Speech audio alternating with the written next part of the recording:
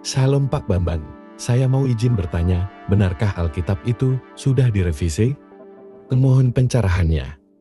Yang diterjemahkan itu direvisi, itu betul lah, bahasa Indonesia zaman VOC lain dengan bahasa Indonesia sekarang. Coba Anda sekali-kali datang ke Malang ya, saya tunjukkan itu Alkitab dari tahun 1629, dari tahun 1733 itu Alkitab yang dibaca Thomas Matulesi Patimura itu. Sebelum dia melawan Belanda, dia di salah satu gereja di Saparua terbuka Mazmur yang menginspirasi perjuangan dia melawan Belanda itu ada. Nah, dalam terjemahan kuno kan dikatakan Tuhan kok sekarang jadi Tuhan. Lupa bahasa-bahasa Melayu itu juga berkembang. Saya sering ditanya begitu tuh kemudian ya karena bacaan saya itu kan relatif banyak ya. Jadi kalau ditanya-tanya begitu kan dari satu literatur ke literatur lain kan mudah sekali beloknya saya. Saya bilang begini, coba kamu buktikan. Kapan kata Tuhan mulai dipakai dalam bahasa Indonesia? Bingung dia. Loh kenapa Pak? Loh kata Tuhan itu memang berasal dari kata tuan. Tuan segala tuan itu menjadi Tuhan. Perkembangan antara bahasa Melayu yang ada di Riau, Melayu di Semenanjung, Melayu di Kalimantan, bahasa Melayu yang dipakai di wilayah lain itu beda satu sama lain. Sampai hari ini pun beda. Makanya kalau Anda pergi ke Medan, ayo kita tengok dia.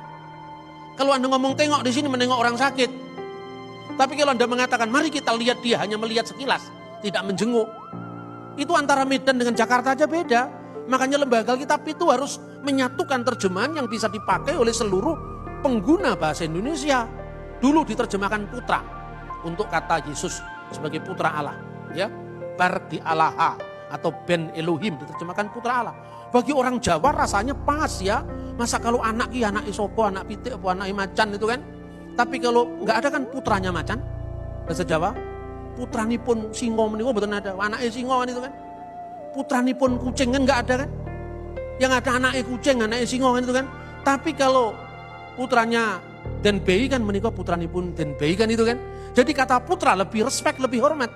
Tapi kalau kata putra dipakai dalam bahasa Indonesia, orang di luar Jawa tidak bisa ngerti. Pertama, kelemahan kedua, kata putra itu berkelamin karena untuk laki-laki.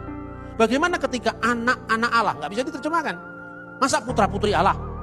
Kami putra-putri Indonesia, masa begitu? Padahal teks satunya cuma satu saja di situ, makanya bergumul berat dalam terjemahan. Itu bukan hanya bahasanya Alkitab, Quran juga begitu, Weda juga begitu. Makanya kita perlu paham teks aslinya.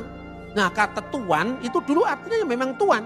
Di zaman Majapahit, patih pada masa Raja Wikramawardhana itu namanya Tuhan Kanaka. Itu artinya Lord biasa, Tuhan Kanaka. Tapi kemudian seiring dengan perjalanan waktu, baca bukunya Profesor Muhammad Yamin yang meneliti prasasti-prasasti Indonesia kuno. Awal mula ketika Islam masuk ke Indonesia di Prasasti Trengganu tahun 1380, itu kata Allah belum dipakai secara mutlak, masih berdampingan dengan kata Dewata Mulia Raya. Itu Prasasti Trengganu sebagai terjemahan dari Allah. Ungkapan Dewata ini dipinjam oleh bahasa Batak menjadi Debata. Maka Allah diterjemahkan Debata Mula jadi Nabolon. Ini perkembangan dari Sanskerta, Arab, Melayu, campur aduk menjadi satu, namanya bahasa. Kemudian berkembang menjadi bahasa Indonesia kita sekarang. Nah, ketika Yesus diterjemahkan Tuan dan Tuhan, itu problem bahasa Indonesia. Problem bahasa Jawa enggak ada. Ketika dia mengatakan Gusti Yesus ing Jumat Agung menika sampun sedo. Enggak ada orang Jawa, Gusti kok sedo.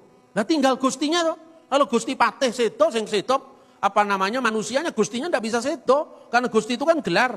Lord Charles meninggal. Yang meninggal kan Charlesnya, Lord enggak bisa meninggal. Tapi begitu bahasa Indonesia, kita tidak punya kata yang bermakna ganda. Tuan sekaligus Tuhan. Nah itu problem, makanya kalau Anda mengatakan Tuhan Yesus mati, orang lain ketawa-ketawa. Tuhan kok mati? Tuhan yang menciptakan alam semesta kok mati? Dunia direbut setan selama 3 hari katanya gitu. Coba kalau Anda pindah jadi bahasa Inggris, pindah jadi bahasa Jawa. Tidak ada orang tanya begitu. Karena kata Gusti bermakna ganda baik Tuan maupun Tuhan. Tergantung konteksnya apa. Kalau itu Gusti dalam makna Gusti Pangeran Diponegoro ya yang perang Diponegoro 1825 sampai 1830. Tapi kalau Gusti Allah yaitu Allah Subhanahu wa taala dalam pandangan Islam. Tapi kalau Gusti Pangeran itu seto maksudnya manusianya. Tidak pernah Gusti Allah seto gitu loh.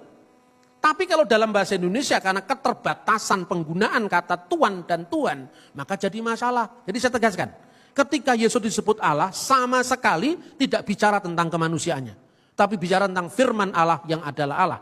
Ketika kita bicara tentang Yesus sebagai Tuhan, itu kemanusiaannya justru yang disebut Tuhan itu.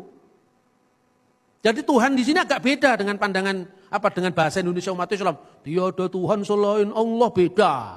Kalau dalam bahasa Arab kan la ilaha illallah, tidak ada ilah kecuali Allah. Kalau di Kristen kata Tuhan itu maknanya spesifik untuk kurios yang bermakna ganda, baik Tuhan maupun Tuhan. Nah, kalau dalam Islam itu tergantung konteksnya. Kalau orang Islam Jawa ketika mengatakan Gusti Allah ya Tuhan Allah. Tapi kalau Gusti Patih itu bicara manusia seperti itu.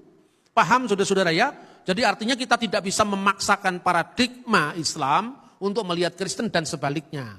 Itulah awal dari kesalahpahaman. Jikalau Yesus disebut Tuhan dalam pengertian Tuhan atas segala Tuhan yang berdaulat. Apa itu tidak mengganggu keilahiannya? Tidak.